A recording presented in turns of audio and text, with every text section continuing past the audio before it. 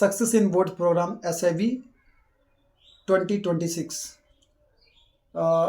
This is mentorship program जिसमें बच्चों को ज़रूरत के अनुसार उसको गाइड किया जाता है, उसको एसेस किया जाता है और उसको असाइनमेंट दिया जाता है ताकि वह अपना गलतियों से सीखे और मिनिमम पॉसिबल टाइम में वो बोर्ड एग्ज़ाम में या किसी भी कम्पिटिटिव एग्ज़ाम में अच्छा स्कोर कर पाए।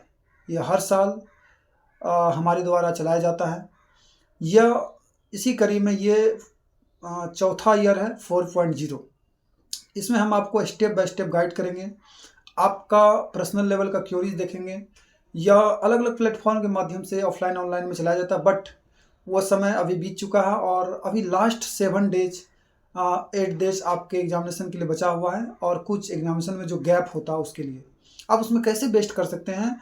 अगर आप मन ही मन सोच रहे हैं कि हम अब क्या करें, आपको घबराने की कोई ज़रूरत नहीं। हम आपको इसमें स्टेप बाय स्टेप गाइड करेंगे। यानी उसी SIB प्रोग्राम का एक छोटा सा पार्ट होगा लास्ट 7 डेज स्ट्रेटजी। चलिए बिना देरी के इस पॉइंट को हम लोग डिस्कस करते हैं। और इसके बहुत सारे स्टूडेंट का फीडबैक के माध्यम से इसको और अपग्रेड किया गया है ताकि आपको मैक्सिमम बेनिफिट मिनिमम टाइम में मिले। जैसा कि आपको पता है कि बोर्ड एग्जामिनेशन एक तरह का पूरे थ्रू आउट द ईयर आप क्या पढ़ रहे हैं और आपका सिलेबस लिमिटेड होता है, उसमें आप कैसे अपने आप के ब्रेन को इन्हांस करके ट्रेन करके अच्छा कर सकते हैं। इसके लिए आपको सबसे पहले अपना टाइम को 3 भागों में बांटना पड़ेगा। और अभी जो आप देख रहे हैं उसको पेन कॉपी लेकर ज़रूर देखें, तभी आप उसको फिर प्रैक्टिकल अप्लाई करें, तब आपको फ़ायदा होगा। आप अपने टाइम फ्रेम को 3 भागों में बांटेंगे। एक भाग होगा आपका लर्निंग, एक भाग होगा आपका प्रैक्टिस एंड टेस्ट और तीसरा भाग आपका होगा रिवीजन रिवीजन रिवीजन यानी मल्टीपल रिवीजन एंड एनालिसिस। तो सबसे पहले भाग में आप लर्निंग वाले पार्ट में जो चीज़ अब तक नहीं सीखे हैं या जो कम समझ में आया है या जिन सब्जेक्ट को आप अभी तक ध्यान नहीं दिए हैं कुछ पोर्शन को, उसको आप सीख सकते हैं।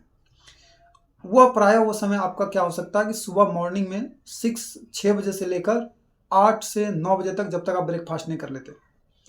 9 बजे या 10 बजे से लेकर आपका जो 1 बजे तक समय होगा, इसमें आप सिर्फ अल्टरनेटिव मॉक टेस्ट देंगे, यानी सैम्पल पेपर अटेम्प्ट करेंगे, प्रीवियस ईयर अटेम्प्ट करेंगे और एक दिन बाद एक दिन आप टेस्ट देंगे और एक दिन आप क्या करेंगे, पार्ट वाइज प्रैक्टिस करेंगे। चौथा में जो आपको बताया मैंने रिवीजन और एनालिसिस। रिवीजन में आप जितना भी कॉपी किताब पढ़े हैं उसमें हेडिंग रिकॉल लगाइए। हेडिंग रिकॉल का मतलब है कि जैसे आप कोई भी टेक्स्ट है मेरे पास, इसको आप एक ब्लैंक पेज लीजिए, ढक दीजिए और ऊपर में हेडिंग देखिए। जैसे मान लो फोटोसिंथेसिस आप पढ़ रहे हैं, फोटोसिंथेसिस देखें और पूरा चीज़ आप याद करने की कोशिश कीजिए NCERT के बुक का। NCERT बुक के साइंस में और SST में, सोशल में लगा सकते हैं। हिंदी इंग्लिश में आप जो क्वेश्चन आंसर है या ग्रामर से उसमें भी लगा सकते हैं। मैथमेटिक्स में भी लगा सकते हैं, बट उसमें उतना ज़्यादा बेनिफिट नहीं होगा। आप सभी सब्जेक्ट में हेडिंग रिकॉल लगाएं। याद रखिए कम से कम 5 बार आप हेडिंग रिकॉल लगाएंगे। इन चीज़ को जब आप करेंगे तो लास्ट में जो एनालिसिस करेंगे, जो टेस्ट है उसमें क्या गलतियां हो रहा है, गलतियों को सुधार करेंगे और प्रीवियस ईयर क्वेश्चन के एनालिसिस के अनुसार।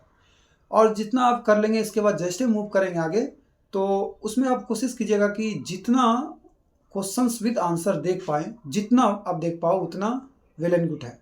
क्वेश्चन विद आंसर आपको बिना आंसर वाले चीज़ों से अभी बचना है। और ये टाइम फ्रेम को आप डिज़ाइन करके और एक अलग से कॉपी बनाएंगे, उसमें डेट वाइज अब इन टाइम फ्रेम में क्या क्या कर रहे हैं उसको पहले टारगेट लेंगे, फिर उसको पूरा करेंगे। All the very best. फिर आपका जो भी क्यूरीज आप कमेंट में ज़रूर डालें और उसका हम एक्सेस देखेंगे और उसके बाद आपको फिर मॉडिफाई करके आपके ज़रूरत के अनुसार उसको गाइड करेंगे। Thank you very much. Have a nice day.